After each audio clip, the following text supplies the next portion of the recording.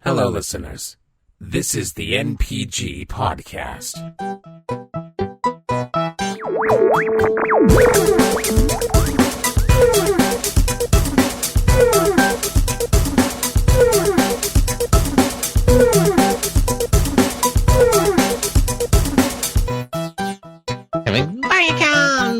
So, Dreadful got full on the green light.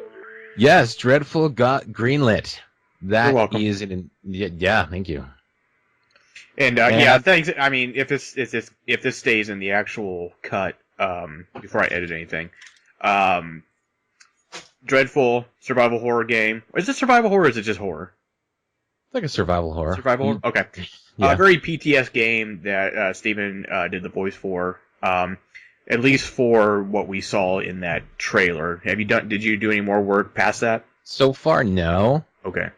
I'm getting all self-conscious because on the green light things, people are like, voice acting could use some work, and a couple of people are like, voice acting is great. So do you want an honest opinion? Yeah. I think that your voice is fine. I think you do fine in it, but when I was looking at kind of like an outside perspective, to me, your voice comes off too announcery, and it needs to be more. I don't know. Like, I know what you're talking about. It's like, yeah, if I listen to it, it's like, it was 1945. I was walking down the street. It's kind of like, it doesn't seem realistic. I wanted to maybe like suggest to them to like kind of, okay, we played BioShock Infinite, right? Right, yeah. Okay, so like, you know how everyman Booker DeWitt sounds? Yeah. Like, you know damn well it's Troy Baker. Yeah. But he sounds like he's like thrust into this world that doesn't fucking know what he's doing. Yeah, and that's the one thing. It seems like the voice that you're relaying, at least in that, that preview, to me isn't indicative of how you would actually sound if you were in that situation. That would be my own that would be my critique. And it's not saying that, and it's kind of hard, especially when you know people who do that and you're trying to make it better, but you don't sugarcoat shit. Yeah. And you don't want to hurt anybody's feelings, but at the same time, like, to me, like, not that I would be in it or anything, but if like the roles were reversed, to me that doesn't sound like someone who would be in that situation. To me, there needs to be, I don't know, maybe a little bit more desperation in the voice, especially towards the end. I don't know. Like, it's hard to say. Like, I'm not the one doing it. You are. So, but at the same time, it seems like maybe I wonder if deep down they know that, but they don't want to say anything in general. Yeah, but it's just like the Greenlight Alpha trailer. I imagine they'll probably have an opportunity to redo it. For sure. So, what are you guys exactly talking about this whole time? I must have missed the very beginning. Well, we were talking about like his game Dreadful got greenlit. Yeah. And he was going into like the forum saying like the voice acting could use a little work, and I just gave him my own personal opinion about it. Not that I'm doing it or anything. It's it's his baby per se. But just kind of what I thought about it in general. That's all. Of course, in the end, if they tell me to do something, I'll do it. Sure. That's what they want. If you're getting paid to do it, then by all means do it. Yeah, exactly. It's not like my Mewtwo Strikes Back dub that I wanted to do back in like 1998. Yeah. Great, we're back. Awesome. Okay, so who wants to go first? Not it. Not it. Okay, well, give us your top 10. So starting from 10, going to 1. Mm-hmm. Number 10, Mega Man X4. Wait a minute. Before we go on here, so you actually numbered yours? Yes. Okay, I didn't. So, but okay, well, whatever. Okay, that's okay. Cool. That was cool. I just happen to rank them. Real quickly before I get into it, what I've been up to this week is absolutely dick all. Okay. I've been playing Unit 13. That's an older game. I bet you've been playing with 13 units. Measurement units. Ew. Porn. Anyway. So there's that, and I've been reloading the library website, waiting to see when I'll get my No Man's Sky rental back. What again? I haven't even touched my PlayStation since then. I was like, I'm So anyways, Mega Man X4, PlayStation. Mega Man X4. Good choice. Yeah, specifically X4. All right. That you know what, the PlayStation era, I'll kind of go with you on that. It was a great era. Yeah. I prefer I think that Super Nintendo was way better, but PlayStation brought a whole bunch of shit out that nobody had ever seen before, which made it so great. Was It 4 brought, the one like, where they 3D. introduced voice actors? Yes. Yeah, no, 8 was That's what I thought. technically. But X4 was the first Mega Man X game and that was the one where fuck, it doesn't matter. With the Repliforce. They were all like basically Nazis. But anyways. Number 9. I have this meticulously written down, so I don't forget what it is. Super Street Fighter 2 Turbo, the Championship Edition, the new Challengers EX Plus V12. Jesus. Okay. A little specific. Out of all those Street Fighter iterations Turbo of specifically. Street Fighter No, 2. Super Street Fighter 2, I mean. Yeah. The Super iteration of Street Fighter 2 All right. on SNES. How many quarters did Because you fucking- spend on that game? I'm talking about the Oh, the SNES SNES one. Yeah. Yeah. Oh, my puppy's here. My puppy's here. Hello, Woof, puppy. woof. What's your favorite game, pup? What is my You puppy? feed my face, motherfucker. That's my Yeah. favorite game. Her mouth smells like old fish. Nice. Kind of threw up a little bit. So I did just threw she. up on my mouth, yeah. And Street Fighter 2 brought me into the world of fighting games. Street Fighter 2 itself, the actual Street Fighter 2, the new Challengers was like the first fighting game I ever played, followed by, that god-awful Street Combat. Mhm. You guys ever play Street Combat? And no. No. Oh, No, fuck, it was no, a no. terrible ripoff.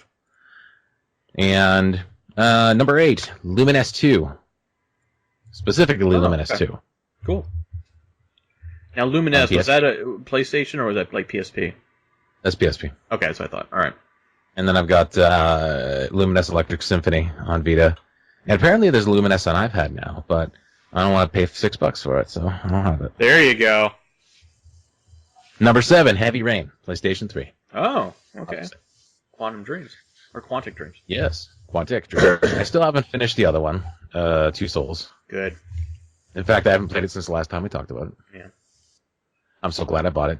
I bought that game when I had been suspended from work for, what was it, using my phone on the floor. Masturbating? Oh, what? Masturbating, masturbating furiously. They with suspended my you? iPhone. With my phone. And I didn't know if I was going to get back, so I spent a lot of money. Like I got suspended. I bought a few games, including that one at Toys R Us. And interestingly enough, when I got the game, it had been raining for like 2 or 3 days straight, and not as bad as in the game, but it just been raining. And I was sitting in the basement. The rain was pattering against the window, and it's all dark. And I'm just like getting deeply engrossed in this game. And I'm just like, every single time something bad happens to Ethan, I'm like, no, Ethan, no, he loves his son. Just let him go. And you guys have both played the game, obviously. we have. I played the beginning of it. And I want to Okay. ask. So what is it about a game like that made your top 10? I mean, I know that you got when because you guys started for work and you had, well, I guess nothing really much else to do. But what about it stuck with you? The storytelling, the engrossing factor of it. I was just like pulled right in. Sure. So Like, the, I was okay, like, so the narrative. into it. Basically. Okay. Yeah, the narrative. There you go. Yeah. There you go. Okay, do you remember the scene where, spoilers, doesn't really matter at this point, but you bust into the drug dealer's house and he's just like fucking, just trying to kill your ass, and you finally get the jump on him. You got a gun to his head, and he's like, no, don't, I got a daughter, see? And you're like in the kid's room, like surrounded by teddy bears and like cute, colorful Right. posters and shit. Yeah. He's like, I want to see my daughter again, and I'm like, ooh, what do I do? Fuck What do I you. do? Slam. And No. I'm like, yeah, damn. Shot him right in the face. And I'm like, Yeah, I did it. I'll tell you. I felt really bad about it. The one thing that got to me the most about that game was, the whole story in general was great, but the part where you had to make a choice in this empty, in this, I guess, apartment, or I can't remember what it was, but it was basically you need to find something to cut off your own finger. Yeah, that's right. You're sitting at a table and there was and I didn't realize it at the time, but there were so many different options that you had to do, and for the life of me, I can't remember what I used. But if I had known the other options that were available at the time, I totally went with something different. Yeah, I agree. so anyway, that's life for you. And then moving on to number 6. Okay. Metal Gear Solid, PlayStation. Oh, you're after my own heart. Mm. Get it. I remember, I had no idea what the fuck Metal Gear Solid was, and my brother had been playing it, and I was just like on the internet, and spoiler alert, why do people give a shit? I had been listening into a conversation that Snake was having with McDonald Miller, and I'm like, hey, that guy sounds like the bad guy. Like, wow, that's I don't know why they would have hired the same guy for the same thing. And later on, of course, we discover that McDonald Miller is indeed Liquid Snake in disguise. I'm like, what the fuck? I knew that. I wasn't even paying attention to the game, and I knew this. But I actually played it for myself. And oh my god, I played it another 8 times. In a row. Tuxedo Snake. Bandana. Whatever. Fucking, I nailed it all. Yeah. Good. I was so tripped out when fucking Psycho Mantis told me that, that I fucking, I don't know, he's like, you like Castlevania! And I'm like, how the oh fuck my do you know god, that? how do you know this? I'm gonna erase all your save data. Yeah. No! I worked hard for that sword familiar. Awesome. So, that's got it. And the subsequent Metal Gears have also been great to me. Mostly 2. Yeah. 3 is pretty good. I still haven't actually played the Phantom Pain yet. Waiting for it to go on sale. Yeah. Again. Well, there's an actual, I think they announced like the complete edition with like all the add-ons and stuff like that all together. Yeah, that's right. I might get that eventually. Yeah. Since I can't fucking I can't borrow. Let me tell you this about it right now. If you're expecting a storyline that you're used to in your Metal Gears, don't count on this one being that. No, I know that the entire Big Boss timeline is just a weird mishmash. Well, not only that, but with your Metal Gears though, you're kind of used to this kind of crazy storyline and a lot of dialogue. There's hardly anything in 5. The Phantom Pain. That might be okay though. Yeah, it might. And that's up to the individual. I played 5. I liked what they were doing with it, but it wasn't Metal Gear-y enough for me. I guess that's what you put it. Not geary enough. Yeah. It's like, why did you even bother with Kiefer Sutherland when he has like no dialogue hardly whatsoever? Anyway, moving on. And Metal Gear Solid actually further, like I started adopting Metal Gear Solid impressions, which kind of further led me into my voiceover career. I too. can credit Metal Gear Solid for that. That's crazy. Wow. That's nuts. Look at that, eh? Below. Oh, maybe I should play Metal Gear. Metal Gear's awesome, man. Metal Gear. I'm no hero. Otacon, tell me where it is. I'm no hero. Never have. Never was. Just some. No. Anyway, go on. Before we start getting into Metal Gear impressions. Nope, I got one more to do. 2 more. It's pretty good. Just what I'd expect from the man with the same code as the boss. It's been a long time since I've had such a good fight, but I'm just getting warmed up. And Next. I'm you! I'm your shadow, brother! Anyways. Number 5, Left 4 Dead, Xbox 360. Oh, good one. There was a time when I... I'm just so guilty about this one. I was a stay-at-home dad for my kid when she was like 2 or 3 or 4. Can't remember anymore. But it was winter time when I One first of got those precious years. Yeah. And I was so obsessed with this game that I'd be like putting my kid to bed like way earlier than I should be. It was That was dark like out. I 4 get it p.m. at like 8 o'clock. Yeah, 4 o'clock. It's like 6 or 7 or 8. And I was like, Rainy, time to go to bed. She's like, okay. And I played Left 4 Dead like all night. And I did this for a year straight. Left 4 Dead every night, all the fucking time. And it was great. And I haven't played it since. But it has a place in my heart as one of my favorite games ever. Cool. The first Left 4 Dead. Second one was great too, but. And number 4. And number 3, 2, and 1 are all Chrono Trigger on different platforms. Seriously? No. Okay. Number 4, Castlevania Symphony of the Night, PlayStation. Good one. From what I hear, I never played it. Yeah. So it came to me on PlayStation, of course, when I was just like getting involved in the PlayStation world. My brother actually had wound up getting a modified Game Shark, and that was one of the millions of discs that his friend gave him. Among those were also Mary Kate and Ashley's Mystery Mall, Great game. which I mentioned earlier. Great Yeah. game. Good. Awesome. And I played a shitload of games way back then, and that was one of them. And I wound up buying the Castlevania X, Dracula X Chronicles on PSP, so I could play SOTN again on my Vita, which I have. And I just fucking love the Metroid style exploration. You can't do this until you get this item.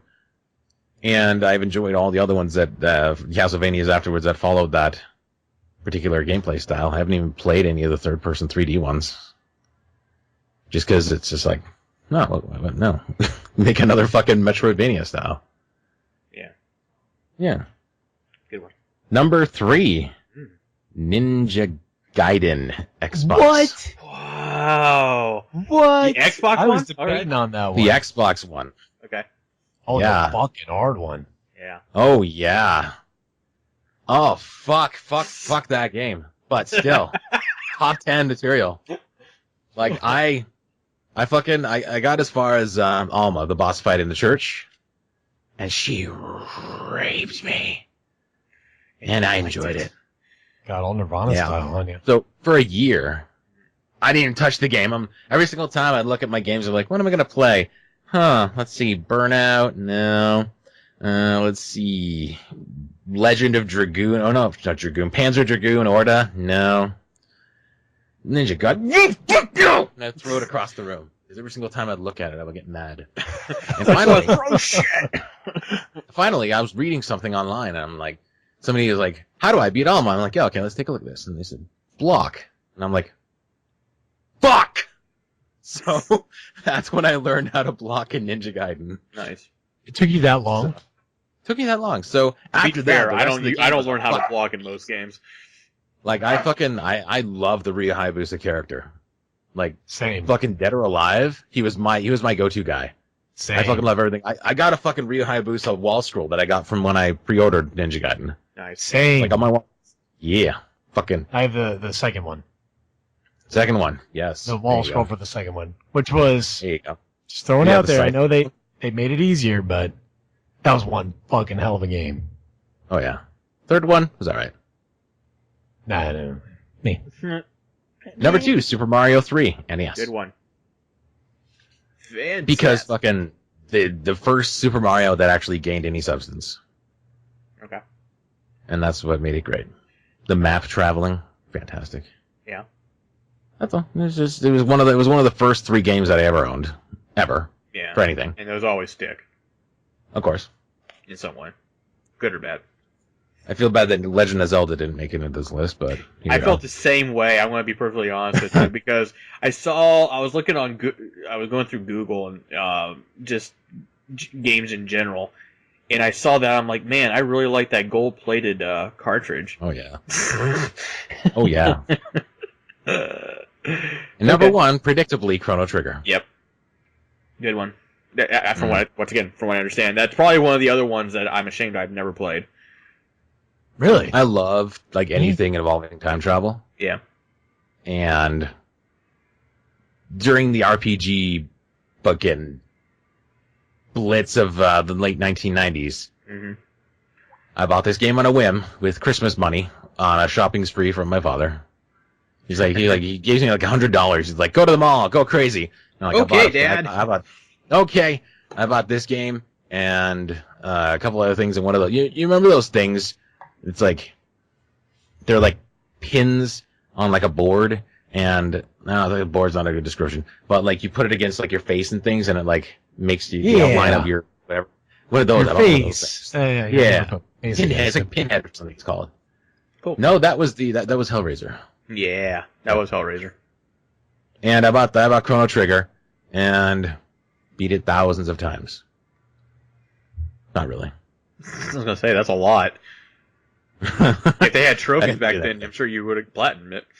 Yeah, and somebody got me the Japanese version of the PlayStation version before they came out with Chronicles. Mm-hmm. Beat the whole thing in Japanese without even paying attention, like without just knowing exactly what to Muscle do. memory. Yeah, exactly. Cool. Oh shit. So yeah, Tell me that's it. if I'm. No, it wasn't Chrono Trigger. Was it? Anybody remember an RPG that involved I'm assuming you'll know this because you like time ones. There's a RPG game where you could travel kind of back and forth in time a little bit, and that one part you're able to get like a boat and you're actually able to explore the rest of the world. And there's a That's Japan. Chrono Cross. That sounds like Chrono Chrono Cross? Cross. Chrono Cross? Where you can go to Japan and they're like for some reason high tech and everything, and you can go and talk to the people that I think that's developed the Chrono game. Cross. Okay, That's Chrono Cross. I'm looking it up. And right you don't travel now. through time. You're in that one thing. If it's Chrono Cross, you're traveling through different dimensions, like a different version of the current world. It was a top down like 2D game kind of thing. Oh no, 3D. okay. No, that was. I'll remember it one day. One day I'll remember what it was. So good list. Thank you. Good list. Good list. Brian, don't do that while we're on air. Why? What's wrong? Oh, you were clapping. Sorry. Oh yeah, yeah. I was going to beat off to Steven's top 10 list. Like, oh my god, that was so Oh. good. Yeah. Okay. Who wants to go That next? was Back to the Future too, by the way. Matt.